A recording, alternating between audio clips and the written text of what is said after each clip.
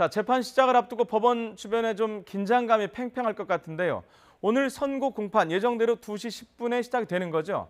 네, 그렇습니다. 서울중앙지법은 잠시 뒤인 오후 2시 10분 박근혜 전 대통령의 1심 선고 공판을 엽니다. 지난해 3월 31일 박 전 대통령이 구속된 지 1년여 만입니다. 앞서 검찰은 지난 2월 박 전 대통령에게 징역 30년에 벌금 1,185억 원을 선고해달라고 재판부에 요청했습니다. 오늘 선고 공판은 서울중앙지법 417호 대법정에서 열립니다. 지난 1996년 12.12 사태와 비자금 사건으로 기소된 전두환, 노태우 전 대통령도 나란히 같은 법정에서 재판을 받았습니다. 하지만 오늘은 박 전 대통령 없이 궐석 재판으로 진행됩니다. 지난해 10월부터 재판을 거부해온 박 전 대통령은 재판에 나가지 않겠다는 사유서를 오늘 오전 법원에 제출했습니다. 검찰 측에서는 서울중앙지검 한동훈 3차장 검사와 김창진 특수사부 부장검사 등이 나오고 변호인석에는 조연곤 변호사 등 국선 변호인들이 대신 앉게 됩니다. 네, 오늘 선고 공판은 사상 처음으로 생중계가 되는데요. 관련해서 모든 준비는 잘 지금 진행이 되고 있나요? 네, 그렇습니다. 법원은 사상 처음으로 1심 선고 공판을 생중계하도록 허용했습니다. 국민적 관심이 높은 전직 대통령 사건으로 공공의 이익을 고려했습니다. 역사를 기록할 카메라 넉 대의 위치도 확정됐습니다. 재판부를 찍는 카메라는 법정 측면에 놓이고 정면 카메라는 재판장을, 앞쪽 카메라 2대가 검찰과 변호인 측을 찍습니다.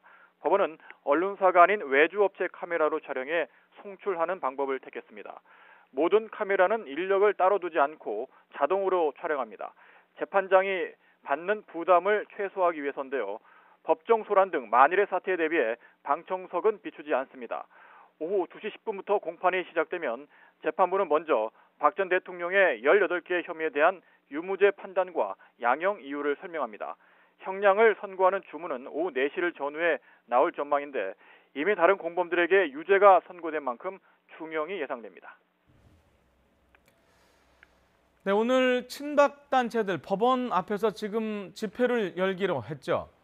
네, 그렇습니다. 천만인 무죄 석방본부 등 친박단체는 오늘 오후 서초동 법원 앞에서 수천 명 규모의 집회를 연 뒤 강남역까지 행진할 예정인데요.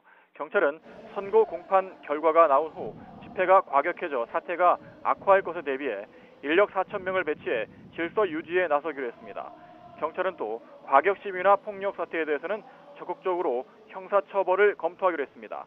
법원 청사 내에서는 경찰과 법원 직원들이 돌발 상황에 대비해 경계를 강화했습니다. 오전 11시 30분부터 청사 정문에 있는 차량 출입문을 폐쇄했습니다. 선고 직전인 오후 1시부터는 정문의 보행로를 함께 통제하고 방청권 소지자만 통과시키는 등 긴장이 고조되고 있습니다. 지금까지 사회부에서 전해드렸습니다.